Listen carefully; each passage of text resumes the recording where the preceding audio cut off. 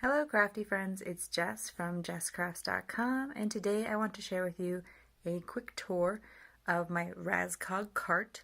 I'm going to show it to you in context first. So this is my craft desk. I work there on the center mat, and this is a standing desk, so it's countertop height. It is quite long.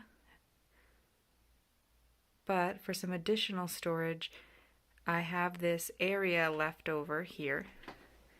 And my Raskog cart fit in it with a little bit of room to spare, which was perfect because it being mobile, I did want to be able to pull it in and out kind of easily. And behind it, it is hiding a crafty bag that holds 12 by 12. So it's great for stacking a bunch of stuff in and moving around the house if need be, or maybe one day leaving the house again. We're still kind of in a lockdown mode here. So anyway, I'll give you a quick tour of what is in the cart. And I purchased 2 bins of the same size. They are Sterilite containers. I have found a close approximate match for them, and they do fit inside of the Raskog cart with room to spare. So if the newer ones are a little bit longer, they should work. I would encourage you to compare the measurements, because I will link what's close, but compare the measurements with the Raskog cart or whatever cart you have to see if it works, if this is something you're interested in. I like it. You could potentially do what I have here right in the bin itself, but this being a little bit less wide is actually helpful for my storage needs, and it means that I could take this whole bin out and move it somewhere else if need be, which will be particularly relevant on the next one. So this whole bin, and I've given a separate tour of most of this bin, is my die storage, my large stamp storage, my stencils, and a few other things. I'm going to give you a quick look at it, but I'm also going to link my more specific die storage video for you to check out for any questions you have about that. But categorized by theme and placed in plastic bags with magnetic sheets are all of my dies. Behind that are my large stamps. Behind that are my stencil binders from Clarity Stencils. They are a little bit pricey and hard to find, but I got a deal on them many years ago, and so it's what I have. But there's many other similar binder storage systems. I do have a video on my stencil storage, which I will also share in the video description so you can get a closer look at what's going on there. They are categorized a little bit differently now, although I might have an updated video. But anyway, you can see more about them. And then behind that are extra plates for my die cutting machine, a cutting board, which you can use to tape down watercoloring, and pixie spray to hold down stencils temporarily. On the next level of my Raskog are all my Copic marker refills. These are not actually the markers, these are just the refills. And I like having them accessible because I like to keep my markers refilled. I like them to be nice and juicy because they blend better that way. However, Copic, I created this storage system when Copics had this kind of refill, which was a better deal. I was much happier with. Like many Copic colorists, I'm not a big fan of their new refill system.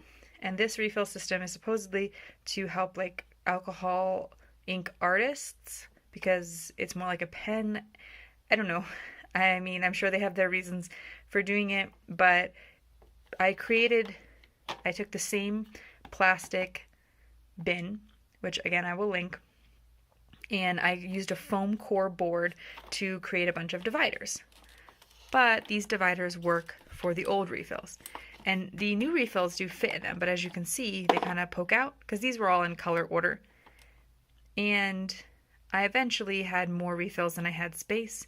So then when I tried to put them also in color order, I have some of these, taller refills, which is not a big deal. But yeah, I kind of do need to improve this a bit, but if you had a smaller refill collection, this would work well. But the main point in sharing this is this bin is quite versatile because it comes all the way out. So I can lift this whole thing out of my Raskog cart, do all my refilling if I want to refill a bunch of markers, and place it back in. And so if you want the things in your Raskog cart to be able to kind of like come in and out quite easily, these bins are a great size. IKEA sells some other bins, but they have like lots of little compartments and they're not straight up and down. They kind of tilt in. And I feel like you lose a lot of storage space when you don't have, like when you have those sort of, what's a good word for it, like a trapezoid shape, like then they're not straight up and down. So I really am quite happy with these.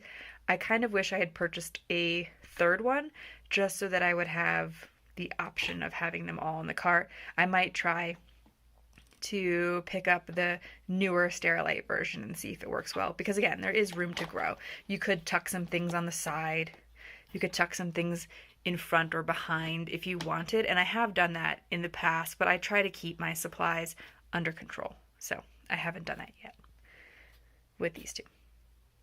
Bottom of my Raskog cart is probably the most useless in terms of like helping you guys, because it is literally the space where like I needed a place to put my Copic air compressor, and this space was available.